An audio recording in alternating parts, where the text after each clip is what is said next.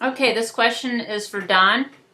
The Department of Homeland Security is prioritizing deportation of undocumented immigrants who have committed crimes, have recently crossed the border, or have recrossed the border after being previously deported.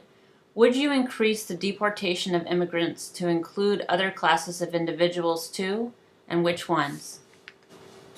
Well, I consider anybody that's in this nation in any way at all a criminal. You know, maybe they haven't gone out and, robbed somebody or killed somebody or anything, but you've already committed a crime when you enter this nation. I think that everybody should be deported, regardless of whatever else that they've done. The only problem is with Mexico is, we're looking at Mexico mostly, is that only Mexican citizens can be returned to the border down there. Citizens from any other nation, any other South American nation or Europe or wherever else are detained here, and then they have the right to ask for amnesty. There were 32,000 Muslims that came across the Mexican border by 2007 who were caught. That's 32,000 that were caught, and they immediately asked for amnesty. They were given a court date to appear. Only 7% of them ever appeared. Where do the other 93% of those Muslims that entered our country go to? Okay. They're allowed to walk out of the office into the street, and they're still in America. Okay. Harry, do you want to answer that question about deportation? Yes, I think our illegal immigration problem is utterly out of control. And the more we pander and make it easy for people to stay here, the more millions of people will come, and we are ignoring our own citizens. We have millions of unemployed or sub-employed people in this country that are with no safety net for them. Many of them just freeze to death in their homes because they can't afford to eat. I think we should be focusing on taking care of our own country first. I've just driven through it. The roads are terrible. The bridges are terrible. The infrastructure is corroding. We have lots of very serious problems. I don't think we should be worried about people who come here illegally. Once we have identified who they are through the utility process, then we will give them X number of, and I believe the majority of citizens will approve this, because in a democracy, that's what I would hope that the way it works, the majority of people get this final say, not some bribed politicians who represent lobbyists and corporations.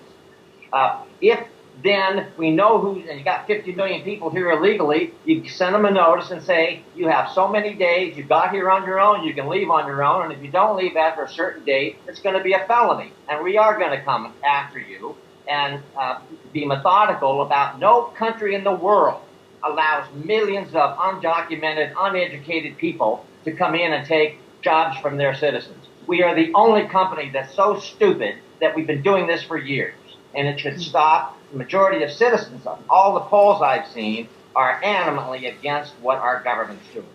Okay, JL, deportation? Yes, now the real issue of deportation is the cost. If we're spending, we would end up spending between $2,000 to $12,000 per person to replace them back to their original countries. That's including the Poles, the Yugoslavians, which actually have no home now because Yugoslavia doesn't exist. So there's another issue.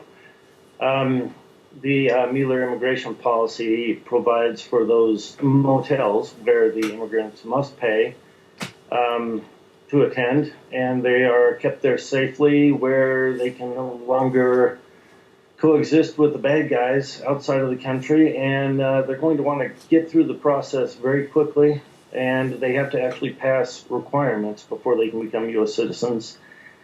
And we'll create so many jobs, building the motels, running the towns that surround the hotels, the entire infrastructure. Okay. That makes sense. Time. Don, you have 30 seconds to rebut. Well, I don't see why we should spend any money, American money, to build motels or anything for them. I think they should be told, either you leave the country now or it's going to be open season on you. We've allowed this to just grow without any control at all. They've just been coming into our nation, for the last 60 or 70 years. They get themselves all set up, and we do cater to them. We have ballots that Okay. are in various languages. Okay. By the way, we have ballots in 28 different languages in America. Right. It used to be if you come in here to be a citizen, you learned English. Okay. JL, you have 30 seconds because Harry, I think you already spent. No, I thought I was going to get my 30. Oh, okay. I'm sorry. You're right. 30 seconds. Then I'll throw mine in. I just want to make a quick point. I don't even need 30 seconds. You can go in Arizona and other states and register to vote without any validation of or no voter ID, nothing. So we are giving this country away to people who come here illegally and know they can go vote and take control of the government legally because we're so stupid. We don't seem to realize that this was our country. But as Don was pointing out, I've even been in Connecticut, and you go into vast communities where nobody speaks English. Excuse me. Okay, JL, you have 30 seconds.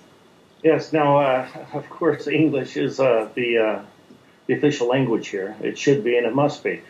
Those hotels, by the way, Don, you would have to look at my plans, either 2012 or let me send you America Shrugged. They explained it very clearly that we're not buying, as taxpayers, we're not buying these motels. We're not paying for them. They're creating the jobs, and they are done through the private sector. And it's a win-win, throwing 5 more wins just for the heck of it. But it's a good plan. You'll like it when you read it. Harry, you'd like it when you read it. It's not a lighthearted. Okay.